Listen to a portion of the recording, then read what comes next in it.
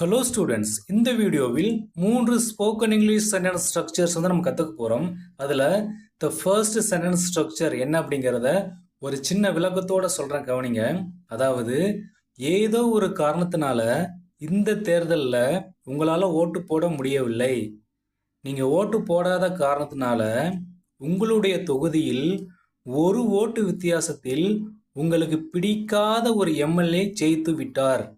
அப்போ உங்களுடைய ஃப்ரெண்டு கிட்ட நீங்க ரொம்ப ஃபீல் பண்ணி சொல்றீங்க. என்ன சொல்றீங்க அப்படின்னா, நான் ஓட்டு போட்டிருந்தா அவர் ஜெயிச்சிருப்பார் அப்படின்னு சொல்றீங்க.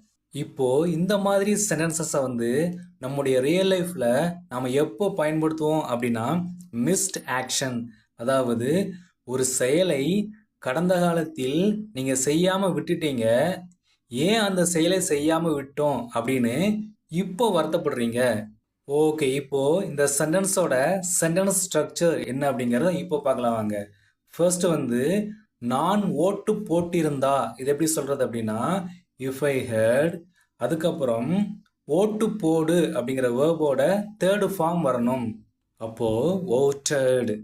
இஃப் ஐ ஹேட் voted, நான் ஓட்டு போட்டிருந்தா அவர் என்ன பண்ணியிருப்பார், அவர் ஜெயிச்சிருப்பார். ஓகே, இப்போ இதோட சென்டென்ஸ் ஸ்ட்ரக்சர் என்ன அப்படின்னா, he would have. அடுத்து ஜெயித்தல் அப்படிங்கிற வேர்போட தேர்டு ஃபார்ம் வரணும். அப்போ won, he would have won, அவர் ஜெயிச்சிருப்பார். if I had voted, he would have won. அதாவது, நீங்க ஓட்டு போடாம விட்டுட்டீங்க, ஏண்டா அந்த ஓட்டை போடாம விட்டோம் அப்படின்னு இப்போ நீங்க வருத்தப்படுறீங்க. ஓகே, அடுத்த சென்டென்ஸ் பாருங்க. நான் டிவிகே கட்சியில் சேர்ந்திருந்தா இந்நேரம் எம்எல்ஏ ஆகியிருப்பேன். நீங்க டிவிகே கட்சியில சேரவும் இல்லை, எம்எல்ஏ ஆகவும் இல்லை. ஆனா நீங்க என்ன பண்றீங்க, இப்போ சேர்ந்திருந்தா நான் எம்எல்ஏ ஆகியிருப்பேன் அப்படின்னு வருத்தப்படுறீங்க. ஓகே, ஃபர்ஸ்ட் நான் டிவிகே கட்சியில சேர்ந்திருந்தா இது எப்படி சொல்றது? First if I had. அடுத்து சேர் அப்படிங்கிற வேர்போட தேர்டு ஃபார்ம் வரணும். எப்படி சொல்றது? ஜாயின்ட். அப்போ இஃப் ஐ ஹேட் ஜாயின்ட், நான் சேர்ந்திருந்தா எதுல? The TVK party. If I had joined the TVK party, நான் டிவிகே கட்சியில சேர்ந்திருந்தா நான் என்னவாயிருப்பேன்? நான் இப்போ எம்எல்ஏ ஆகியிருப்பேன். இந்த சென்டென்ஸ் எப்படி சொல்றது? First I would have. அடுத்து ஆகு அப்படிங்கிற வேர்போட தேர்டு ஃபார்ம் வரணும். அப்போ ஆகு அப்படிங்கிற வேர்போட தேர்டு ஃபார்ம் என்ன? Become, became, become. அப்போ ஐ வுட் ஹேவ் பிகம், நான் ஆகியிருப்பேன். என்னவாயிருப்பேன்? எம்எல்ஏ. அப்போ I would have become MLA, நான் எம்எல்ஏ ஆகியிருப்பேன். If I had joined the TVK party, I would have become MLA. Okay, அடுத்த சென்டென்ஸ் பாருங்க. நான் வெளிநாடு போயிருந்தா நல்ல சம்பளம் வாங்கியிருப்பேன். ஓகே, ஃபர்ஸ்ட் நான் வெளிநாடு போயிருந்தா இது எப்படி சொல்றது? If I had. அடுத்து போ அப்படிங்கிற வேர்போட தேர்டு ஃபார்ம் வரணும். அப்போ gone. If I had gone, நான் போயிருந்தா எங்க? வெளிநாடு. அப்போ அப்ராட். நான் வெளிநாடு போயிருந்தா என்ன பண்ணியிருப்பேன்? நல்ல சம்பளம் வாங்கியிருப்பேன். Okay, first I would have. அதுக்கப்புறம் பெரு அப்படிங்கிற வேர்போட தேர்டு ஃபார்ம் வரணும். அப்போ got. I would have got, நான் வாங்கியிருப்பேன் அல்லது நான் பெற்றிருப்பேன். என்னது? நல்ல சம்பளம். அப்போ good salary. I would have got a good salary. If I had gone abroad, I would have got a good salary. இந்த சென்டென்ஸோட மீனிங் என்ன? நான் வெளிநாடு போகாததை நினைச்சி நான் இப்போ ரொம்ப வருத்தப்படுறேன். ஓகே, அடுத்த சென்டென்ஸ் பாருங்க. எனக்கு தெரிஞ்சிருந்தா நான் வந்திருப்பேன். ஃபர்ஸ்ட் எனக்கு தெரிஞ்சிருந்தா இது எப்படி சொல்றது? First if I had. அடுத்து தெரியும் அப்படிங்கிற வேர்போட தேர்டு ஃபார்ம் இந்த இடத்துல வரணும். அப்போ நோன். அப்போ இஃப் ஐ ஹேட் நோன், எனக்கு தெரிஞ்சிருந்தா நான் என்ன பண்ணியிருப்பேன்? நான் வந்திருப்பேன். இது எப்படி சொல்றது? ஐ வுட் ஹேவ். அடுத்து வா அப்படிங்கிற வேர்போட தேர்டு ஃபார்ம் இந்த இடத்துல வரணும். அப்போ come. I would have come, நான் வந்திருப்பேன். If I had known, I would have come. இந்த சென்டென்ஸோட மீனிங் என்ன? ஏதோ ஒரு நிகழ்வை நீங்கள் தெரியாமல் மிஸ் பண்ணிட்டீங்க.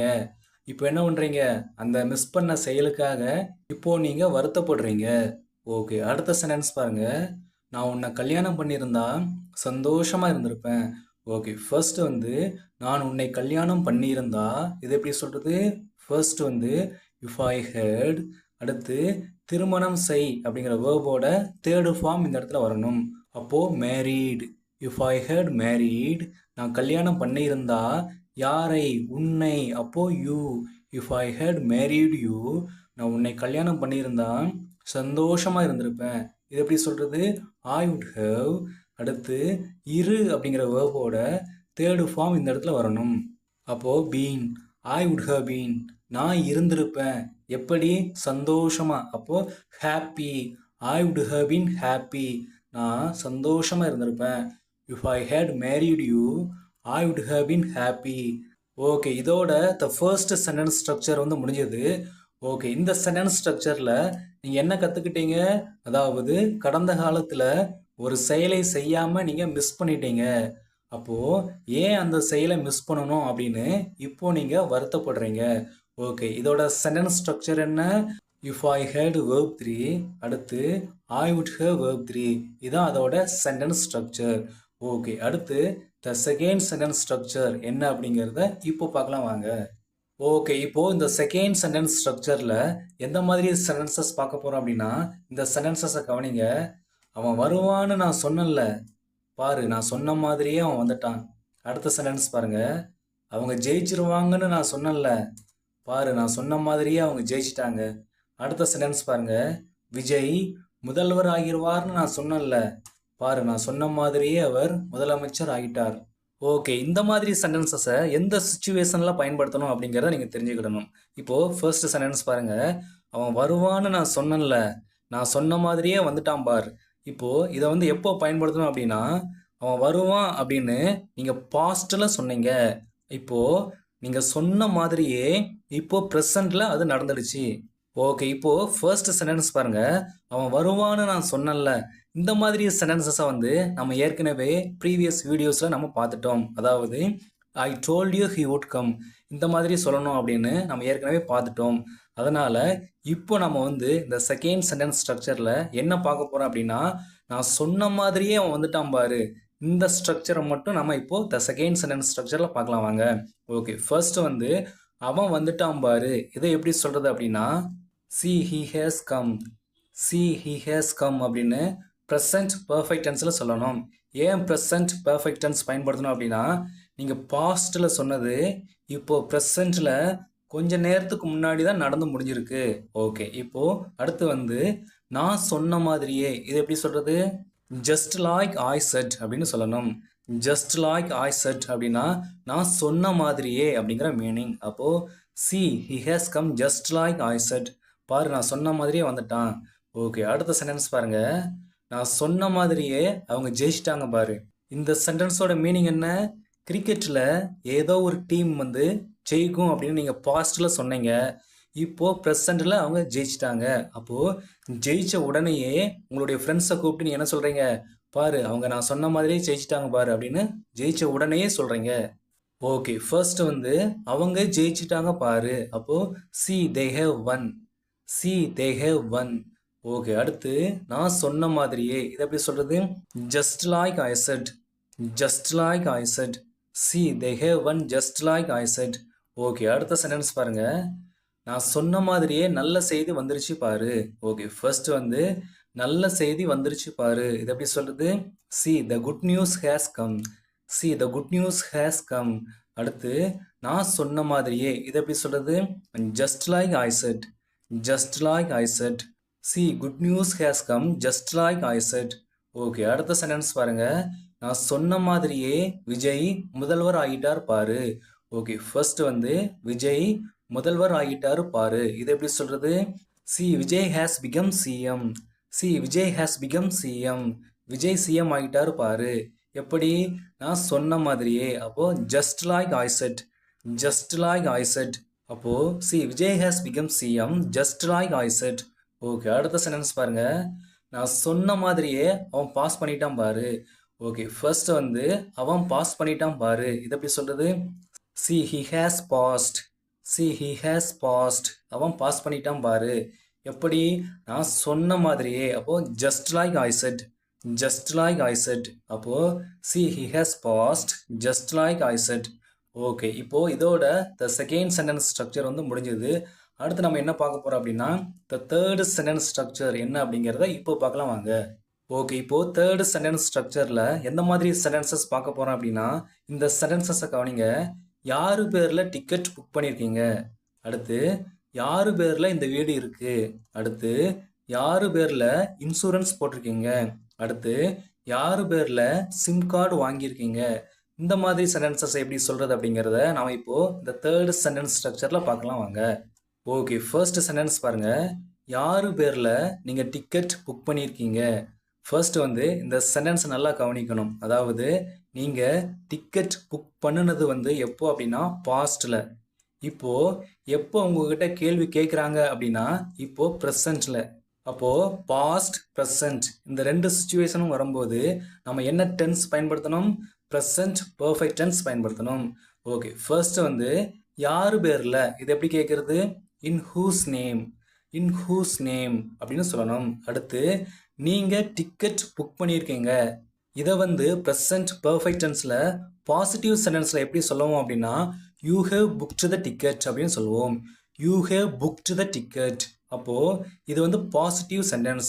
இப்போது இந்த சென்டென்ஸை கேள்வி வாக்கியமாக மாற்றணும். அப்போது ஹேவ் அப்படிங்கிற ஹெல்பிங் வேர்ப் வந்து இந்த யூ அப்படிங்கிற சப்ஜெக்ட்டுக்கு முன்னாடி வந்துடணும். அப்போது have you booked the ticket. Have you booked the ticket. In whose name have you booked the ticket. யார் பேரில் நீங்கள் டிக்கெட் புக் பண்ணியிருக்கீங்க. ஓகே, அடுத்த சென்டென்ஸ் பாருங்கள். யார் பேரில் சிம் கார்டு வாங்கியிருக்கீங்க. ஃபர்ஸ்ட் வந்து யார் பேரில், அப்போது in whose name. In whose name. அடுத்து சிம் கார்டு வாங்கியிருக்கீங்க. இதை ப்ரெசன்ட் பர்ஃபெக்ட் டென்ஸில் பாசிட்டிவ் சென்டென்ஸில் சொல்லணும். எப்படி சொல்கிறது? You have bought the SIM card. You have bought the SIM card. Okay, இப்போது இந்த சென்டென்ஸை கேள்வி வாக்கியமாக மாற்றணும். எப்படி மாற்றுறது? ஹேவ் அப்படிங்கிற ஹெல்பிங் வேர்பை முன்னாடி கொண்டு போயிருங்க. அப்போது have you bought the SIM card.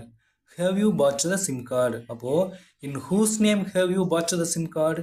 In whose name have you bought the SIM card. யார் பேரில் நீங்கள் சிம் கார்டு வாங்கியிருக்கீங்க. ஓகே, அடுத்த சென்டென்ஸ் பாருங்கள். யார் பேரில் நீங்கள் லோன் எடுத்திருக்கீங்க. ஃபர்ஸ்ட் வந்து யார் பேரில், அப்போது இன் ஹூஸ் நேம். அடுத்து நீங்கள் லோன் எடுத்திருக்கீங்க. இதை ப்ரெசன்ட் பர்ஃபெக்ட் டென்ஸில் பாசிட்டிவ் சென்டென்ஸில் சொல்லணும். அப்போது இதை எப்படி சொல்கிறது? You have taken the loan. You have taken the loan. நீங்கள் லோன் எடுத்திருக்கீங்க. இப்போது இந்த சென்டென்ஸை கேள்வி வாக்கியமாக மாற்றணும். எப்படி மாற்றுறது? இந்த ஹேவ் அப்படிங்கிற ஹெல்பிங் வேர்பை முன்னாடி கொண்டு போயிருங்க. அப்போது have you taken the loan. Have you taken the loan. அப்போது in whose name have you taken the loan. In whose name have you taken the loan. யார் பேரில் நீங்கள் லோன் எடுத்திருக்கீங்க. ஓகே, அடுத்த சென்டென்ஸ் பாருங்கள். யார் பேரில் இந்த வீடு ரெஜிஸ்டர் பண்ணியிருக்கீங்க. யார் பேரில் இந்த வீட்டை ரெஜிஸ்டர் பண்ணியிருக்கீங்க. ஃபர்ஸ்ட் வந்து யார் பேரில், அப்போது இன் ஹூஸ் நேம். அடுத்து இந்த வீட்டை நீங்கள் ரெஜிஸ்டர் பண்ணியிருக்கீங்க. இதை வந்து ப்ரெசன்ட் பர்ஃபெக்ட் டென்ஸில் பாசிட்டிவ் சென்டென்ஸில் சொல்லணும். எப்படி சொல்கிறது? You have registered the house. You have registered the house. இந்த வீட்டை நீங்கள் ரெஜிஸ்டர் பண்ணியிருக்கீங்க. ஓகே, இப்போ இதை வந்து கேள்வி வாக்கியமாக மாற்றணும். எப்படி மாற்றுது? ஹேவ் அப்படிங்கிற ஹெல்பிங் அப்போ வந்து முன்னாடி கொண்டு போயிடணும். அப்போது have you register the house. Have you register the house. அப்போது in whose name have you register the house. In whose name have you registered the house. நீங்கள் யார் பேரில் வீடு ரெஜிஸ்டர் பண்ணியிருக்கீங்க. ஓகே, அடுத்த சென்டென்ஸ் பாருங்கள். யார் பேரில் நீங்கள் அக்கௌண்ட் ஓப்பன் பண்ணியிருக்கீங்க. ஓகே, ஃபர்ஸ்ட் வந்து யார் பேரில், அப்போது இன் ஹூஸ் நேம். அடுத்து நீங்கள் அக்கௌண்ட் ஓப்பன் பண்ணியிருக்கீங்க. இதை வந்து ப்ரெசன்ட் பர்ஃபெக்ட் டென்ஸில் பாசிட்டிவ் சென்டென்ஸில் சொல்லணும். எப்படி சொல்கிறது?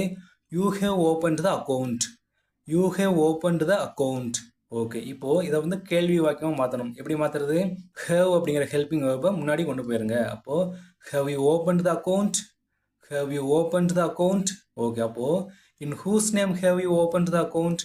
In whose name have you opened the account. யார் பேரில் நீங்கள் அக்கௌண்ட் ஓப்பன் பண்ணியிருக்கீங்க. ஓகே, அடுத்த சென்டென்ஸ் பாருங்கள். யார் பேரில் அப்ளிகேஷன் போட்டிருக்கீங்க. ஃபர்ஸ்ட் வந்து யார் பேரில், அப்போது இன் ஹூஸ் நேம். அடுத்து நீங்கள் அப்ளிகேஷன் போட்டிருக்கீங்க. இதை எப்படி சொல்கிறது? You have applied. You have applied அப்படின்னா நீங்கள் அப்ளிகேஷன் போட்டிருக்கீங்க. இதை கேள்வி வாக்கியமாக மாற்றணும். எப்படி மாற்றுறது? ஹேவ் அப்படிங்கிற ஹெல்பிங் வேர்பை முன்னாடி கொண்டு போயிருங்க. அப்போது have you applied, in whose name have you applied, நீங்கள் யார் பேரில் அப்ளிகேஷன் போட்டிருக்கீங்க. ஓகே, அடுத்த சென்டென்ஸ் பாருங்கள். யார் பேரில் நீங்கள் இன்சூரன்ஸ் போட்டிருக்கீங்க. ஓகே, ஃபர்ஸ்ட் வந்து யார் பேரில், அப்போது இன் ஹூஸ் நேம். அடுத்து நீங்கள் இன்சூரன்ஸ் போட்டிருக்கீங்க. இதை வந்து ப்ரெசன்ட் பர்ஃபெக்ட் டென்ஸில் பாசிட்டிவில் சொல்லணும். எப்படி சொல்கிறது? You have taken the insurance, you have taken the insurance. இப்போது இதை கேள்வி வாக்கியமாக எப்படி மாற்றுறது? ஹேவ் அப்படிங்கிற ஹெல்பிங் வேர்பை முன்னாடி கொண்டு போயிருங்க. அப்போது have you taken the insurance, have you taken the insurance. அப்போது in whose name have you taken the insurance, in whose name have you taken the insurance. யார் பேரில் நீங்கள் இன்சூரன்ஸ் போட்டிருக்கீங்க. ஓகே, அடுத்த சென்டென்ஸ் பாருங்கள். யார் பேரில் இந்த வீடு இருக்குது. இந்த சென்டென்ஸில் வந்து ஏதாவது செயல் நடந்திருக்கா அப்படின்னு நம்ம கேள்வி கேட்கல. நம்ம என்னதான் கேட்குறோம்? யார் பேரில் இந்த வீடு இருக்குது அப்படின்னு மட்டும் தான் கேட்குறோம். அப்போது இந்த சென்டென்ஸை எப்படி சொல்கிறது அப்படின்னா, இன் ஹூஸ் நேம், அடுத்து இஸ் திஸ் ஹவுஸ் அப்படின்னு சொல்லணும். அதாவது இஸ் அப்படிங்கிற பி வேர்ப் வந்து யூஸ் பண்ணணும். அதாவது ஏதாவது ஒரு செயல் நடந்திருக்கா அப்படின்னு நம்ம கேள்வி கேட்கல. சரிங்களா? அப்போது in whose name is this house, இந்த வீடு யார் பேரில் இருக்குது. ஓகே, அடுத்த சென்டென்ஸ் பாருங்கள். யார் பேரில் இந்த நிலம் இருக்குது. எதை எப்படி சொல்கிறது? இன் ஹூஸ் நேம், அடுத்து இஸ் திஸ் லேண்ட். அப்போது in whose name is this land, இந்த நிலம் வந்து யார் பேரில் இருக்குது. ஓகே, அடுத்த சென்டென்ஸ் பாருங்கள். யார் பேரில் இந்த சிம் இருக்குது. யார் பேரில் இந்த சிம் வாங்கியிருக்கீங்க அப்படின்னா, இங்கே வந்து இந்த வாங்குதல் அப்படிங்கிற ஒரு செயல் வந்து நடந்திருக்கு. ஆனால் இங்கே வந்து என்ன கேட்குறீங்க? யார் பேரில் இந்த சிம் இருக்குது அப்படின்னு மட்டும் தான் கேட்குறீங்க. அப்போது in whose name is this SIM, in whose name is this SIM, இந்த சிம் வந்து யார் பேரில் இருக்குது. ஓகே, அடுத்த சென்டென்ஸ் பாருங்கள். யார் பேரில் இந்த அக்கௌண்ட் இருக்குது. நீங்கள் யார் பேரில் அக்கௌண்ட் ஓப்பன் பண்ணியிருக்கீங்க அப்படின்னா, அங்கே வந்து ஓப்பன் பண்ணுதல் அப்படிங்கிற ஒரு செயல் வந்து நடந்திருக்கு. ஆனால் இங்கே என்ன கேட்குறீங்க? யார் பேரில் இந்த அக்கௌண்ட் இருக்குது அப்படின்னு மட்டும் தான் கேட்குறீங்க. அப்போ இதை எப்படி கேட்குறது? இன் ஹூஸ் நேம், அடுத்து இஸ் திஸ் அக்கௌண்ட். அப்போது in whose name is this account, இந்த அக்கௌண்ட் யார் பேரில் இருக்குது. ஓகே, அடுத்த சென்டென்ஸ் பாருங்கள். யார் பேரில் இந்த பாலிசி இருக்குது. யார் பேரில் நீங்கள் பாலிசி போட்டிருக்கீங்க அப்படின்னா அங்கே ஒரு செயல் நடக்கு. ஆனால் இங்கே என்ன கேட்குறீங்க? யார் பேரில் இந்த பாலிசி இருக்குது அப்படின்னு மட்டும் தான் கேட்குறீங்க. அப்போது இந்த கேள்வியை எப்படி கேட்குறது? இன் ஹூஸ் நேம், அடுத்து இஸ் திஸ் பாலிசி. அப்போது in whose name is this policy, இந்த பாலிசி வந்து யார் பேரில் இருக்குது. ஓகே, அடுத்த சென்டென்ஸ் பாருங்கள். யார் பேரில் இந்த வாகனம் இருக்குது. யார் பேரில் இந்த வாகனம் வாங்கியிருக்கீங்க அப்படின்னா அங்கே வந்து வாங்குதல் அப்படிங்கிற செயல் வந்து நடந்திருக்கு. ஆனால் இங்கே என்ன கேட்குறீங்க? யார் பேரில் இந்த வாகனம் இருக்குது அப்படின்னு மட்டும் தான் கேட்குறீங்க. வாங்கியிருக்கீங்களா அப்படின்னு கேட்கல. அப்போது இந்த கேள்வி எப்படி கேட்குறது? இன் ஹூஸ் நேம், அடுத்து இஸ் திஸ் வெஹிக்கிள் அப்படின்னு சொல்லணும். அப்போது in whose name is this vehicle,